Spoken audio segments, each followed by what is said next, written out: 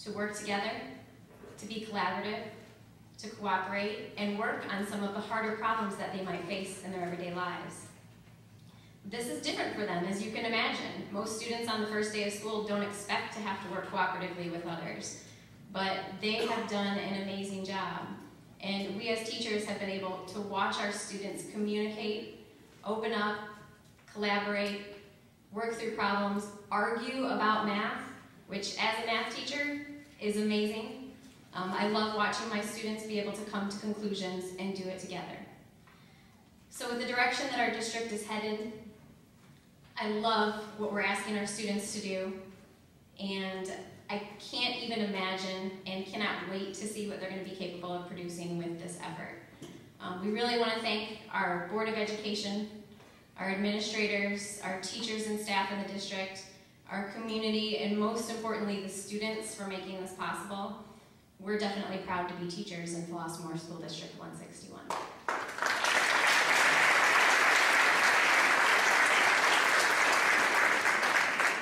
At this time, we have two principals, Ms. Jennifer Camilleri and Ms. Karen Johnson. Ms. Camilleri. Thank you. Good evening. My name is Jennifer Camilleri, and I am one of the elementary principals in Flossmoor School District 161. I currently have a 16-month-old baby who already works with the iPad. As I begin to look at preschools for my son, the non-negotiable point will be technology in the classrooms. As a parent, I need to ensure that the school he goes to utilizes the same tools that are available to him at home. I am of the Y generation. The internet was created while I was a senior in high school. It makes me proud to be part of a district that has emerged within the past year as a leader in integrating educational technology and is on the cutting edge of education today. The 21st Century Learning Initiative will make School District 161 an Apple Spotlight district and will place that district in the top 5% nationally of schools with this type of technology. The integration of educational technology provides students with 21st century skills and has a positive effect on student achievement and test scores. In using technology for instruction and learning, students gain more than just knowledge in core subject areas. They also acquire skills necessary to be productive and competitive in the workplace and in higher education. 21st century skills have identified these as the ability to communicate, collaborate, analyze, create, innovate, and solve problems. However, merely purchasing computers and practice software is not enough. Alignment of the software to curriculum standards, effective school leadership, and professional development are equally important. All the administrators in our district have received extensive training in educational technology. Recently, we attended the technology training camp in Morrisville, North Carolina. The most effective way school administrators can promote technology use is to themselves be knowledgeable and effective users of technology. Principals play a big role in setting the climate of a building. Teachers who are on the fence or think they don't have time to get involved with technology think twice when they sense a positive attitude on the part of the administration. Flossmoor School District 161 promotes technology integration by providing time for planning, collaboration, and implementation of technology-based activities. Ongoing, sustained, and targeted training regularly occurs in our schools through our technology leaders and teacher leaders. Everyone is excited about technology and the endless possibilities it brings to the table for our students. I would now like to take this opportunity to introduce Karen Johnson, principal of Flossmoor Hill School.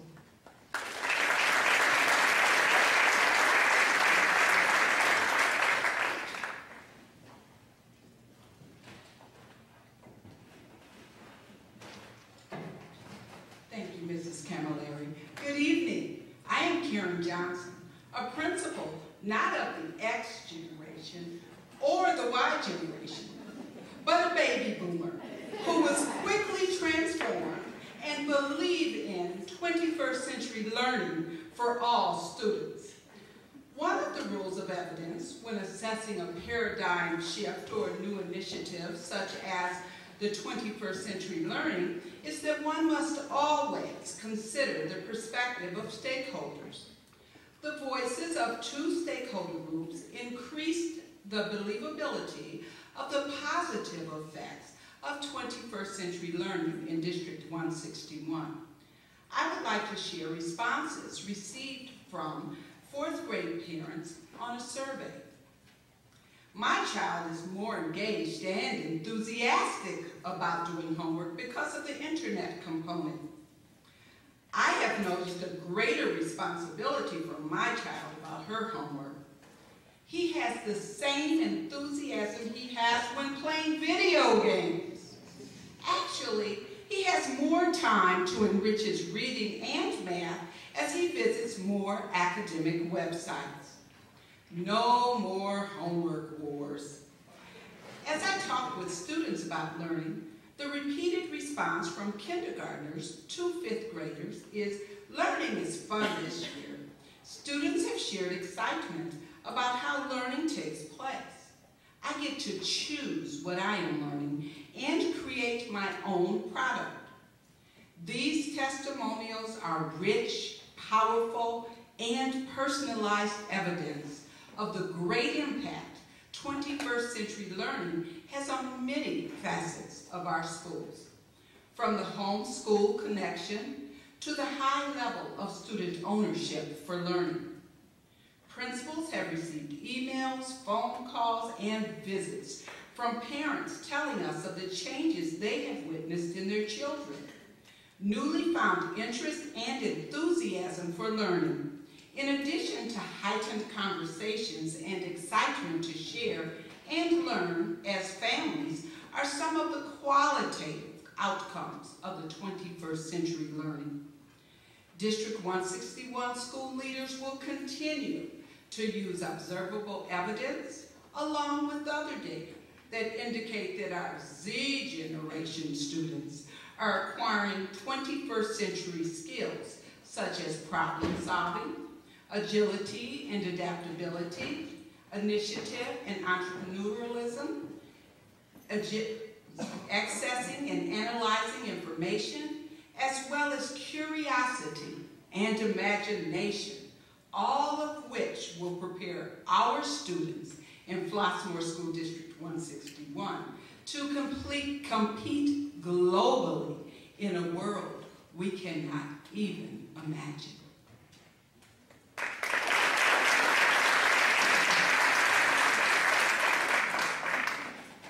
At this time, we have Ms. Fran Labella. She's our Assistant Superintendent of Business Operations. Good evening. So let's pay for it. Last board meeting, the board did approve the 2013 fiscal year budget. There's two sides to a budget. A budget is nothing more than a roadmap, so let's talk a little about the road. The revenue side, you have three basic areas where the district gets its money. You have your local funds, which is mostly your property taxes. You have your state sources, the largest one being general state aid, and then what's called mandated categorical, which is a lot of special education funding. And then you also have some federal grants. On the property tax revenue side, the property tax revenue is made up actually of two levy years. It's the second installment of the 2011 levy, and it is the first installment of the 2012 levy. At this point in time, the board is assuming 97% collections. That is not to say that only 97% of the residents of District 161 are paying their taxes. Most of the decrease from 100 down to 97% is actually coming from rebates that come many years after. On the state side, the largest is general state aid. The state has given a foundation level of $6,119. What does that mean? It means that they're saying that $6,119 is what it should cost for us to educate every student.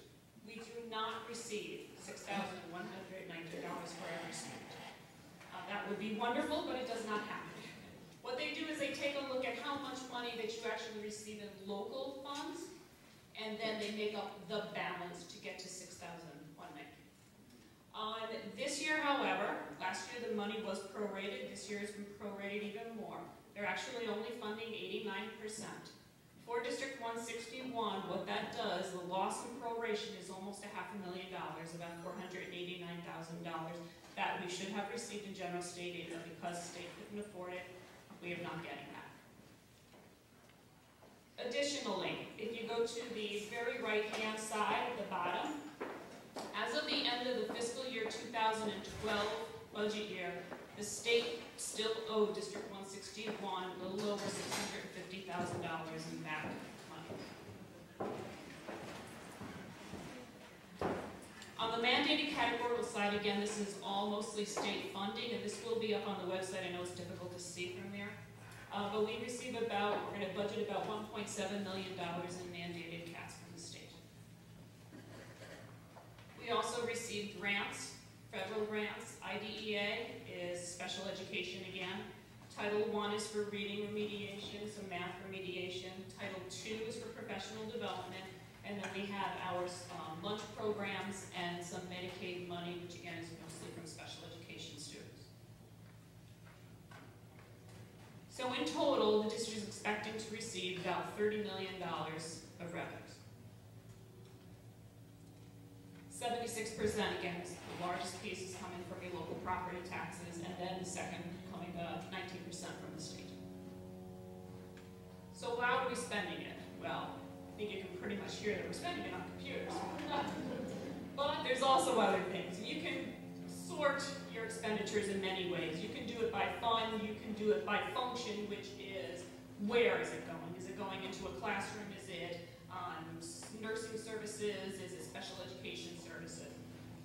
Or you can go by object. Is it a salary? Is it benefit? Is it a contractual service? So, and also then we can break it down into more programmatic things as well. But let's just take a look. In total, by fund, you can see that the vast majority of the budget is coming into the education fund, which is good. That's where it should be. The education fund is going directly to students. That's what it takes to run your programs. So 75% is going to the education fund. Another 13% is going to go to operations and maintenance, paying for the heat and the water and everything else that makes the building stay. On the object side, again, we're a people-driven industry. We're teachers, we're aides. So you can see that, 21 million of the 35 million total is going to salaries and benefits.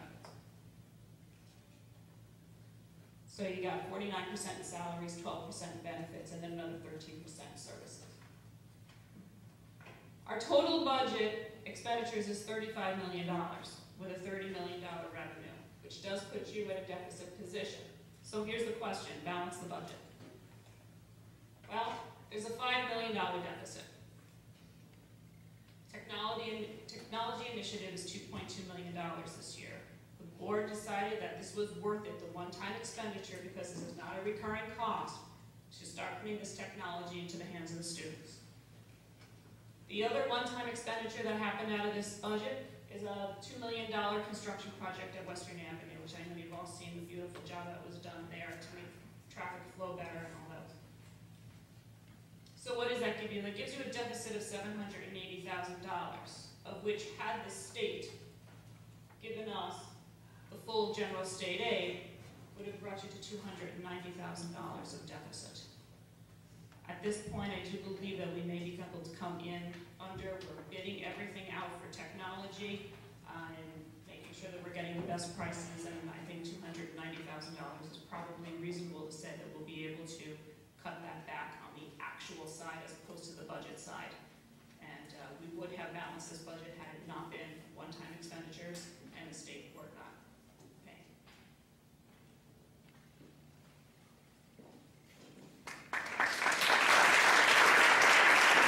This time, I'd like to introduce Dr. Amy Ward, Assistant Superintendent of Learning Instruction. Good evening, everyone. It is my pleasure to talk to you a little bit more about our 21st Century Learning Initiative and our Flossmoor District 161 Big Picture. This is a slide that we handed out to all of our teachers on the very first day so that they could be able to know and communicate what our big picture is and what it looks like. And so we start out all of the 6 things on this slide, everything that we will do over the next 5 years falls into one of these 6